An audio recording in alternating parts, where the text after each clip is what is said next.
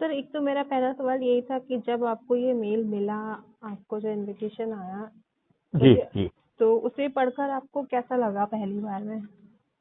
Mister जी, Peter है, जी, जो खुद 2 ओलंपिक के टूर्नामेंट खेल चुके हैं, जी, और जो उनकी न्यूजीलैंड गवर्नमेंट के सीडीआर हैं। जी, उनका मेरे पास व्हाट्सएप आता है, जी, जिसमें वो लिखते हैं कि मैं फलाना फलाना हूँ, और मैं हमारा देश न्यूजीलैंड जो है वो यहाँ एम्बेसी के थ्रू एक फंक्शन करने जा रहा है, जिसके जिसके लिए वो मुझे इनवाइट करना चाहते हैं। जी, तो ये एक बहुत बड़ी बात थी कि एक कंट्री जो है दूसरे कंट्री को रिकॉग्नाइज कर रहा है, वो भी थ्रू स्पोर्ट्स। जी, बिल्कुल सर। ये पहली बार ऐसा हुआ है, और वो भी न्यूजीलैंड जैसा कंट्री, जो 100 साल पहले मेरे फादर एक सिपाही के रूप में वहाँ खेलने गए थे, जी, उसको उन्होंने रिकॉग्नाइज किया, उस इंसान को वहाँ पर। और उस जिसमें भारत ने 191 गोल किए थे 21 मैचों में। जी, हुँ, और उनके जो वहाँ के हॉकी के उस वक्त के प्रेसिडेंट थे, उन्होंने पहली बार किसी इंडियन को खेल की ट्रॉफी विदेशी धरती पर जो दी, वो था न्यूजीलैंड। जी, और ये कहा कि अगली बार ध्यान तुम्हारी हॉकी चमत्कारिक है, ये वहीं की लफ्ज है। हुँ, तो अगली बार जब आप यहाँ पर न्यूजीलैंड आओ, हुँ, तो कैप्टन बन के आना। जी, बिल्कुल सर। तो सर ये तस्वीर आपने पहले भी कभी देखी है कि अभी आपके लिए भी ये नई जानकारी थी? ये तस्वीरें जी, तस्वीरें मेरे को, मैं जब खेलने गया था 1975 में जी, न्यूजीलैंड, जी, तो क्योंकि मैं खेल रहा था, और वहाँ जब न्यूजीलैंड में होटल में पहुंचा हूँ, तो मेरे पास कई लोग मिलने के लिए आए, हुँ, कई लोग। जी, और वो कटिंग, न्यूज़पेपर की कटिंग लेकर आए थे। हुँ, अच्छा, उस जमाने में क्योंकि मैं खेल रहा था, वो कटिंग मेरे से मिस स्लिप हो गई, कहीं निकल गई, मिली अच्छा, नहीं, टूर जी, था पूरा। हुँ, तो आइकॉन, और उनको मैं रख नहीं सका, तो वो मेरे लिए बड़ी अनमोल धरोहर उस वक्त। लेकिन आज खोजा है, उसको ढूंढा है जी, रिसर्च के द्वारा हमारे लोगों ने। जी, अ, तो वो तस्वीरें मिली हैं, और जी, ऐसी तस्वीर आई है कि पूछिए मत, अरे वाह सर! जो 1935 की भी है, हुँ, 1926 की है। तो 100 साल पहले हॉकी के दृश्य को देखना, और उस इंसान को देखना जिसने विदेशी धरती पर भारत के इंसान को, और शायद 26 में क्या क्या भारत का, इंडिया का, हमारा रिकॉग्निशन होगा दुनिया में, हम नहीं जानते। लेकिन हॉकी ने तो वो रिकॉग्निशन दिया है, हुँ, जिसको मैं मानता हूँ। जी सर, बिल्कुल। सर तो जैसे आप आपको मुझे एज़ अ चीफ गेस्ट बुलाया गया ना सर आपको वहाँ पे? मुझे मुझे मुझे क्योंकि जी, हुँ, मैं खुद भी खेल चुका इस करके, वैसे तो जी, पार्ट ऑफ फैमिली था। जी, जी, लेकिन वो भी रिकॉग्नाइज करते हैं, और मेरे बारे में लिखा भी उन्होंने जी कि मैं सर, टेस्ट मैच वहाँ खेलने गया था 75 में, जब जी सर, तो मुझे मलेरिया हो गया था। अच्छा, ये भी बड़ा एक अच्छा खासा हादसा है। जी, तो पहला टेस्ट मैच मैं नहीं खेल पाया, ओह! और हुँ, मलेरिया की दवाई वहाँ पर नहीं थी, मेडिसिन न्यूजीलैंड में, क्योंकि वहाँ मलेरिया मच्छर नहीं है। अच्छा, जी, हाँ, तो हम मद्रास के थ्रू गए थे, तो मद्रास में कहीं मुझे काट कूट लिया होगा मच्छरों ने, तो मैं जब पहुंचा हूँ वहाँ, तो I was down with malaria. और हुँ, ऐसा मलेरिया कि मैं जानता हूँ 3 दिन के मैंने कैसे निकाले हुँ, हुँ, विदाउट मेडिसिन। बदन कांप रहा है, शिवरिंग हो रही है, बुखार चढ़ा हुआ है। लेकिन हुँ, मैं टेस्ट मैच देखने गया हूँ, और कार में बैठ के मैंने टेस्ट मैच दिखा है। अच्छा, तो अगला टेस्ट मैच जो अगले दिन 2 दिन की बात होना था, मैंने अपने आप को 2 दिन के अंदर प्रिपेयर किया है, और वो मैं टेस्ट मैच सेकंड वाला खेला हूँ, आफ्टर जी, डाउन विद मलेरिया, एक बुखार 103 104। जी, तो तो सर जैसे आप अपना पर्सनली ऑनर मानते हैं कि भारतीय हॉकी की विरासत का सम्मान करेंगे? ये भारतीय हॉकी ने तो दुनिया को हॉकी सिखाई है। जी, बिल्कुल ये सर। तो ध्यानचंद बोल चुके हैं अपने इंटरव्यू में जी, कि हमारे देश ने ही हॉकी सिखाई है, हुँ, और इन्होंने सीख कर आगे बढ़े हैं। हुँ, और 1975 का जो ये इंसिडेंट, जो शुरुआत कहते हैं जी, ना, स्टार्टिंग किसी भी चीज की, तो जी, ज्यादा महत्वपूर्ण होती है। जी, बिल्कुल। अच्छा, इस 1926 तक जिसमें ये टीम गई थी पहली बार, भारत की सेना टीम, जी। आर्मी टीम, हम्म, ये कोई इंडियन हॉकी की टीम नहीं थी, इंडियन आर्मी की टीम थी। जी सर। तो ये जब गए थे वहां पर, हम्म, तो उस वक्त ओलंपिक खेलों में हॉकी को जगह नहीं दी जा रही थी, हटा दिया था। अच्छा। हाँ, 1920, 1924 ये दो ओलंपिक में से हॉकी को हटा दिया गया था। हम्म, और जो आखिरी चैंपियन था वो शायद डेनमार्क या इंग्लैंड ऐसे थे। अच्छा। हाँ उसके, लेकिन it wasn't popular game, hit and run और कोई होता ना, बस भाग रहे हैं, जी। तो कोई इंजॉयमेंट नहीं था। हम्म, लेकिन 1926 में जब पहली बार भारत की टीम गई है और वहां पर उन्होंने वो जो फॉर्मेशन, हमारी इंडियन फॉर्मेशन, उसको आप लिख भी सकती है, जो डब्ल्यू फॉर्मेशन का हमने एक चक्रव्यूह बनाया था खेल का, जी। भारतीय हॉकी ने, अच्छा। W formation. हाँ सर, वो क्या है, थोड़ा सा आप बताएंगे? हाँ, इसमें 5 फॉरवर्ड आगे होते थे, हम्म, 3 हाफ हो जाते थे। जी। तो वो जो ग्राउंड है, second second part of the ground that used be almost 50 yards, 50 गज का होता था। तो उस 50 गज में 5 फॉरवर्ड, 3 हाफ, 2 फुल बैक और 1 गोलकीपर, तो ये पिरामिड बन जाता था पूरा एक कवर। अच्छा। तो कहते हैं चक्रव्यूह। जी जी जी। तो ये फॉर्मेशन इंडिया की बहुत पॉपुलर रही, जिसके बल पर हम लोग भी खेले हैं और इंडिया ने 8 गोल्ड मेडल हासिल किए हैं। 8वां गोल्ड मेडल भी हम इसी को कहेंगे कि हमने उसी तरह हासिल किया है। अच्छा। 7 गोल्ड मेडल तो हमने इसी फॉर्मेशन के बेस पर हासिल किए हैं। 8वां क्योंकि एस्ट्रोटर्फ आ गया था 80 का, 1980 में हम जब जीते हैं, हम्म, तो वो फिर थोड़ा फॉर्मेशन चेंज कर दी गई थी। जी। तो ये एक लेगेसी रही है इंडिया की, और इंडिया ने हॉकी में अभी तक दुनिया में जो मैक्सिमम गोल किए हैं। जब प्राउड की बात आती है या फैमिली की बात, तो हम नहीं करते, हम तो खिलाड़ी के तौर पे बात करते हैं हम्म, कि ध्यानचंद ने इतने डोमेस्टिक गोल किए, 1000 से ऊपर, जी। और 550 के ऊपर इंटरनेशनल गोल किए हैं, हम्म, जो अनब्रेकेबल। जी। तो ये एक रिकॉर्ड भी, हम रिकॉर्ड पे नहीं जाते थे वो लोग, वो खेल जीतने जाते थे। जी। रिकॉर्ड तो आजकल हो गया ना कि कोई 300 मैच खेल रहा है, कोई 200 मैच खेल रहा है। जी। We never use to count matches, और वी यूज टू काउंट कितने मैच हम जीते हैं, कितने मैच हम हारे हैं। जी।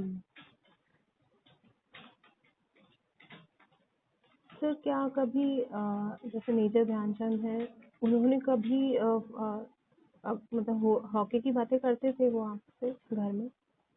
उनसे तो 50 लोग मिलने आते थे, तो हम बड़ा क्यूरियोसिटी थी बचपन में हम्म, कि क्यों मिलने आ रहे हैं। हमें क्या मालूम था कि ओलंपिक क्या चीज होता है, और ख्याति क्या चीज होती है, किसी की इम्पोर्टेंस क्या चीज खेल में होती है, हमें नहीं।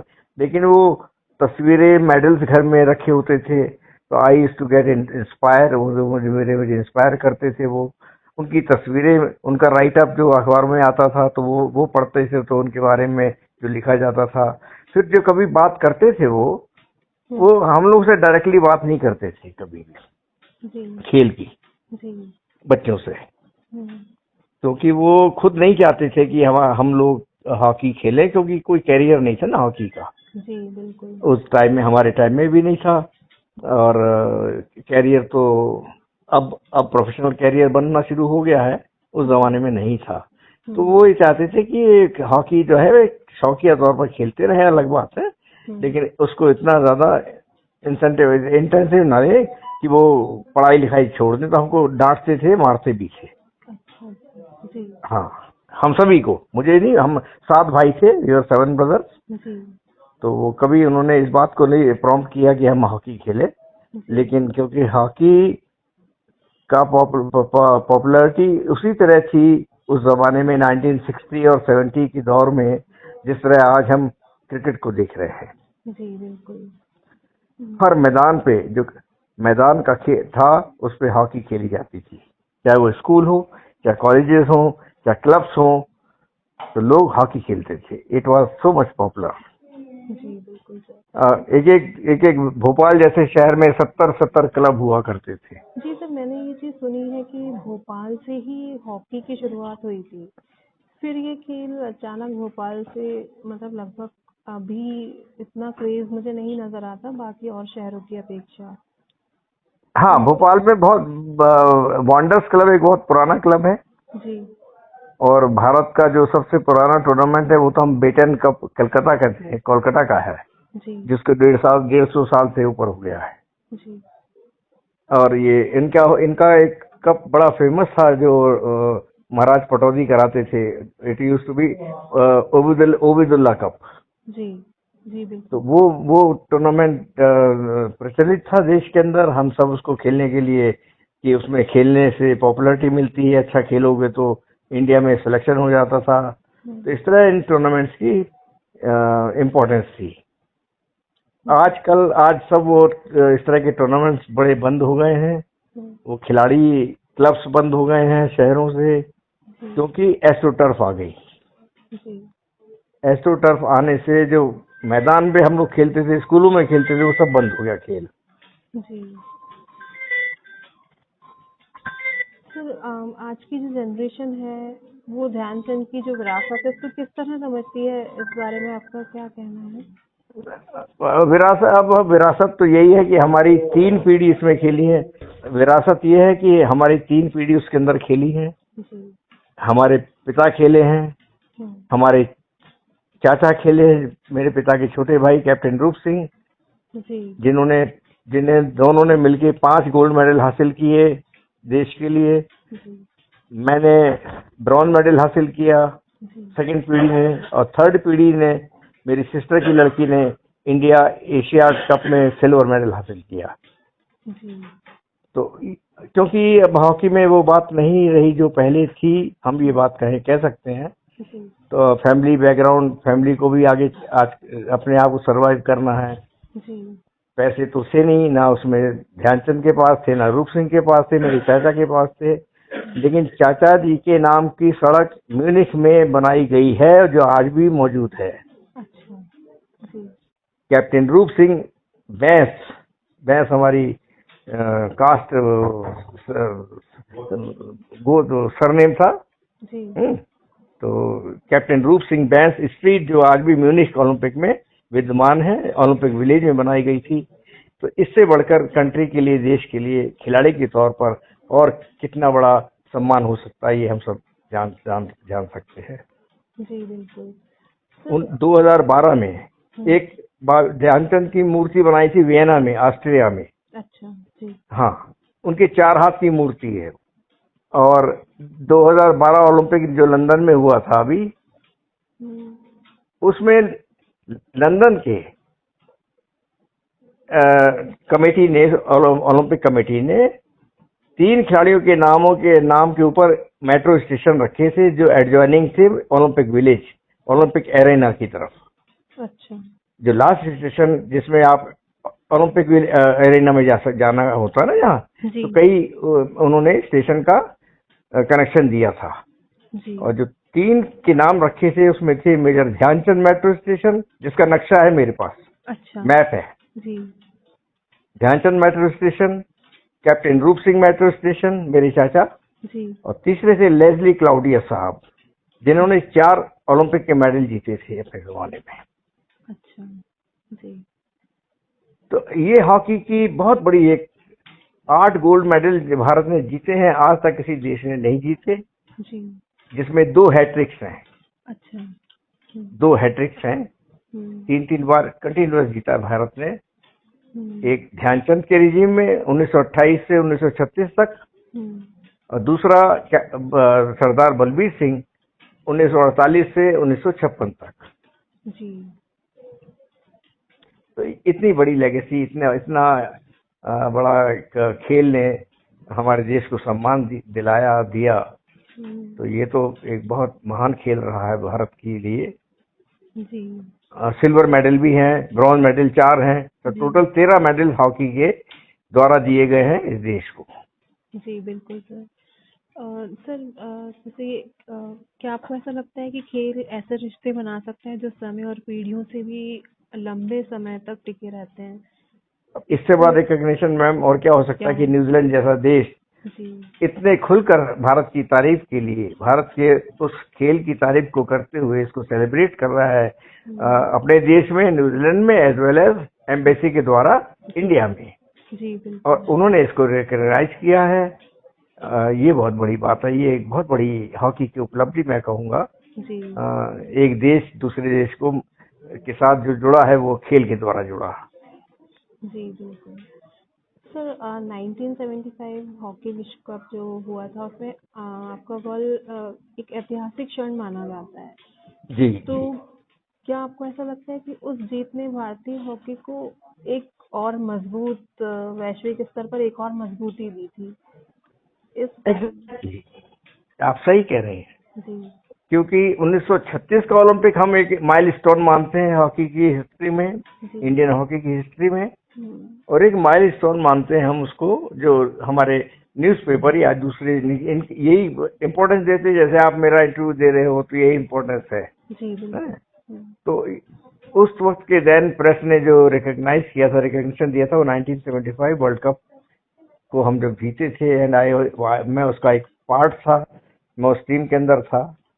और मुझे अवसर मिला गोल करने का फाइनल में, जब मैं भारत जीता है वर्ल्ड कप को। जी। तो वो स्कोर, फाइनल स्कोर जो है मेरी हॉकी से हुआ। हम्म। तो एक कंट्रीब्यूशन फैमिली का था ही, उसमें मेरा और जुड़ गया। जी। और वो आज भी वर्ल्ड कप यादगार फाइनल के रूप में उसको देखा जाता है, माना जाता है। हम्म। और मुझे मौका मिला लास्ट ईयर, पिछले साल, जी। 50 साल के बाद, जब मलेशियन हॉकी ने कुआलालंपुर में हुआ था 1975 वर्ल्ड कप। जी। उन्होंने मुझे इनवाइट किया स्पेशल, अच्छा। जी। और मैं वहां गया हूं मलेशिया में। और next day, that was on 18th March, 18th अप्रैल जी। को मुझे उन्होंने उसी ग्राउंड पे खड़ा कर दिया। उस ग्राउंड का नाम है, आज भी है, उसका नाम है मर्डिका फुटबॉल स्टेडियम, जहां पर फाइनल खेला गया था। जी सर। तो मुझे उसी ग्राउंड पे अकेला खड़ा कर दिया गया। तो आप सोच सकते हैं कि 50 साल पहले की जितनी वीडियो थी उस जमाने की, जी। वीडियो का मतलब मेंटली वीडियो, जी। दिमागी वीडियो, जी। तो उससे मैं अटैच हुआ। हम्म। उनको बताया कि इस तरह से मैंने फाइनल गोल किया था, इस जगह पे मुझे बॉल मिली, ये जगह से मैंने बॉल को पुश किया, ये बॉल गोल के अंदर गई थी और भारत को उसमें जीत हासिल हुई थी। तो जी। ये बहुत महत्वपूर्ण एक मेरे लिए अनुभूति, अनुभव, जी। प्राइड आप कह सकते हो। जी। सर जैसे आप जब आपको लोग ध्यानचंद के बेटे और 1975 विश्व कप के नायक के रूप में याद करते हैं तो आप कैसा फील करते हैं उस समय?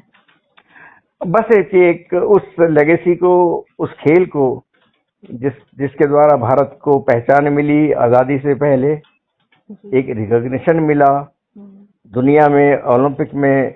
जिस भारत, जो डिवाइडेड भारत था, उसको एक भारत के रूप में स्थापित करने वाले हमारे परिवार के सदस्यगण और हॉकी, इंडियन हॉकी, और उसमें एक छोटा सा कंट्रीब्यूशन मेरा भी रहा। और मैं भी अपने आप को बड़ा धनी समझता हूँ कि हाँ भाई, मैं भी उस लाइन में खड़ा हो जाता हूँ जहाँ पर कुछ खिलाड़ियों का जिक्र होता है, तो उसमें कहीं ना कहीं मेरा भी नाम जुड़ा दिखता है, तो अच्छा लगता है। जी बिल्कुल सर। सर क्या आपको लगता है कि भारत में हॉकी का स्वर्णिम दौर फिर से लौट सकता है अगर हम प्रयास करें तो? वो दौर तो अब नहीं है। देखिए, अब इस हॉकी का तो रंग रूप सब बदल गया है। जी। जो एक खेल था जिसके अंदर चमत्कार हुआ करते थे, जिसके अंदर जादूगरी की संज्ञा ध्यानचंद को दी गई, जी। जिस खिलाड़ी के नाम की सड़कें बनाई गई विदेशों में, जिस खिलाड़ी के इंग्लैंड के अंदर स्टेडियम बनाए गए, जी। वो तो इस जो कला थी, जो हमारी जादुई कला थी, वो आज की हॉकी के अंदर शामिल नहीं हो सकती। जी बिल्कुल ये अब सर। पावर गेम बन गया है, जिसके अंदर जीत और हार, हम्म। ये दो चीजें होती हैं। जी। अब वो कैसे होती हैं, वो उसका खेल का अलग एक सिस्टम बन गया है। जी। उस पर टीमें खेल रही हैं, हम सब खेल रहे हैं, लेकिन वो जादूगरी खत्म हो गई।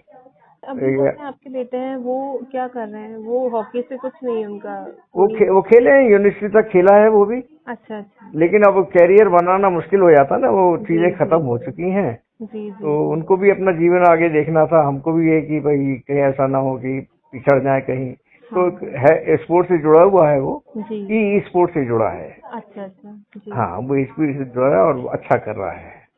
जैसे मैं यहाँ मुझे अभी एक ही नाम पता चला, पर आपसे हो सकता है मुझे और नाम भी पता चले। जैसे विवेक सागर हैं हाँ, विवेक वो। सागर है वो। हाँ आ, वो तो हमारे एमपी एकेडमी की देन है। और जी उसकी किस्मत बहुत धनी थी कि उस पर मेरी नजर पड़ी। अकोला में एक छोटा सा टूर्नामेंट वो खेल रहा था। जी और उस वक्त मैं एमपी में चीफ कोच के तौर पर नियुक्त था। जी 2014-15 की बात होगी, 2015 की शायद बात है। जी तो मैंने खुद आगे बढ़कर इससे कहा कि तुम मेरे एकेडमी के लिए खेलना शुरू करो तो अच्छा होगा। तो ये क्योंकि मैंने उससे कहा, ये छोटे से क्लब से खेल रहा था जी जहाँ पर ज्यादा एक्सपोजर नहीं था, आगे बढ़ने के चांस नहीं थे इसके पास। हम्म तो इसको मैं भोपाल एकेडमी में, ये मेरे घर पे आ गया। जी अच्छा, एकेडमी में जुड़ने का टाइम होता है, कोई ना कोई वक्त होता है, जैसे मार्च अप्रैल में ट्रायल्स होती है, उसके आधार पर खिलाड़ियों का सिलेक्शन होता है हर जगह। हम्म तो इसको मैंने कहा तुम फरवरी मार्च में आ जाना, तो हम तुम्हारी ट्रायल्स ले लेंगे या तुमको एकेडमी में रखने की कोशिश करेंगे। जी तो ये 2-3 महीने पहले मेरे घर आ गया भोपाल में। जी और वहां पर मैंने फिर इसको अपने घर में रखा। इसको रोज मैं ट्रायल अपने प्रैक्टिस पे ले जाता था इसको। अच्छा, ऐसे बच्चे जो खुद आगे बढ़ते हों तो उनको सीखने की ज्यादा इच्छा होती है। जी बिल्कुल सर। तो जो कुछ मैं दूसरों को सिखाता था तो ये दूर से ऑब्जर्व कर लेता था, और इसने अपनी हॉकी को उस रूप में ढाल लिया कि एक बहुत अच्छे सेंटर हाफ लाइन के प्लेयर के रूप में इसने अपने आप को स्थापित किया। और 2 साल के अंदर ही इसका सिलेक्शन जूनियर इंडिया के लिए हो गया। फिर ये जूनियर इंडिया का कैप्टन बन के भी गया। जी और उसके बाद ये सीनियर टीम में आ गया 2018-19-20 के अंदर। जी और तब से लगातार खेल रहा है ये। जी। और सर, तो आपने इनकी ऐसी क्या खूबी देखी थी ऑब्जर्वेशन के अलावा? आपको ऐसा क्या दिखा और कि ये आगे बढ़ सकता है? निडर निडर छोटा बच्चा था बिल्कुल, 14-15 साल का, और बड़े बड़े खिलाड़ियों के बीच से जी बॉल लेके निकल जाता था। जैसे ध्यानचंद 16 साल की उम्र में जब आर्मी में भर्ती हुए थे, तो उनके कोच ने, जो ट्रेनर थे, जी उन्होंने देखा ये 16 साल का बच्चा बड़े बड़े खिलाड़ियों के बीच से बॉल को लेके चला जाता है निडर होके, जी कोई इससे बॉल नहीं छीन पाता। जी तो वही चीज मैंने करीब करीब इसके अंदर देखी। निडरता, बॉल का अच्छा डिस्ट्रीब्यूशन, जी और टीम के लिए खेलना। जी तो मैंने इसको ऑफर दिया कि तुम एमपी स्टेट हॉकी में आ जाओ, मैं तुम्हें सिलेक्शन कराने की कोशिश करूंगा। ये सिलेक्ट हो जाता है जी और आज एक हमारे देश के लिए अच्छा खिलाड़ी के रूप में साबित हो चुका है। जी बिल्कुल सर। सर, अभी ऐसे और कितने खिलाड़ी हैं आपकी नज़र में जिन्हें आप इसी तरह उनके टैलेंट को पहचाना आपने और आगे बढ़ाया? अब ये सब चीजें क्या है कि ये होता है एक दायित्व देना। जी बिल्कुल। किसी को इस तरह की चीज के लिए नियुक्त करना, ये उन लोगों का काम है जो हॉकी को मैनेजमेंट के रूप में चला रहे होते हैं। जी उसमें हमारा मिनिस्ट्री भी शामिल है, उसके अंदर हमारी फेडरेशंस भी शामिल हैं। जी तो ये उनका काम है कि ऐसे ऐसे लोगों को जो दूसरों को एक अच्छी शिक्षा देते हुए, एक हॉकी की शिक्षा देते हुए आगे बढ़ाएं और बढ़ा सकते हैं, जी तो उनको तो टीम में जगह देनी चाहिए उनको। जी। तो वो चीज हो नहीं पाती, होती नहीं है, अच्छा। क्योंकि मैं अकेला नहीं कर सकता इस काम को। इसके लिए फेडरेशन और सरकार की जरूरत होती है। जी। तो सर, मैं मतलब हमारा जो हॉकी गेम है, क्योंकि हमारा राष्ट्रीय गेम है, तो क्या हम ये मान लें अब कि बहुत ज़्यादा भविष्य में बहुत ज़्यादा स्कोप नहीं है, तो थोड़ा हाँ, उम्मीद स्कोप तो नहीं है, लेकिन अभी भी उम्मीद बाकी है। जी देखिए, कई खेल ऐसे होते हैं ना जिसकी उम्मीद नहीं होती है, ये ज्यादा आगे नहीं बढ़ सकते। जी सपोर्ट तो कर रहे हैं लेकिन बढ़ नहीं सकते। जी लेकिन अभी भी सरकारी तौर पर मैं कहूँ, चाहे वो हमारे स्पोर्ट्स अथॉरिटी ऑफ इंडिया का सोच हो जी या हमारे खिलाड़ियों की सोच हो, कि अभी भी उम्मीद ये है कि हाँ हाँ हॉकी में हम बहुत कुछ अच्छा कर सकते हैं और जी करने की गुंजाइश है। जी और ये सवाल कि भाई कौन कौन से खिलाड़ी रखे जा सकते हैं, ट्रेन किए जा सकते हैं, हम लोगों को दायित्व दिया जाए, देते अगर आज से 10 साल पहले 5 साल पहले, तो हम जी अपने अपने तरीके से खिलाड़ियों को आगे बढ़ाने में हेल्प कर सकते थे, लेकिन वो शायद टाइम अब चला गया है। जी सर। सर मतलब 8-10 साल पहले, यानी अगर आपको जिम्मेदारी दी जाती तो स्थिति बहुत बेहतर होती आज। हाँ, खिलाड़ी तो बेहतर बनते हैं, हमको इसलिए नहीं बनते। मैं तो काम करता कि मुझे कोच बनना है या मेरे हाँ सर। मुझे कोच के रूप में जो ख्याति मिली वो मेरे खिलाड़ी के तौर पर बहुत नीचे है। जी मैं खिलाड़ी के तौर पर ज्यादा पसंद करता हूँ खेलना, कि मुझे खेल मिलता, जी तो वो मेरे लिए ज्यादा खेलने में जो आनंद है और अच्छा खेलने में जो आनंद है, टीम की जीत हार में जो आनंद और दुख है, जी वो एक अलग चीज है खिलाड़ी के लिए। ऑफिशियल बनना, कोच बनना, मैनेजर सेकेंडरी, फोर्थली टीम में कोई भी कर सकता है।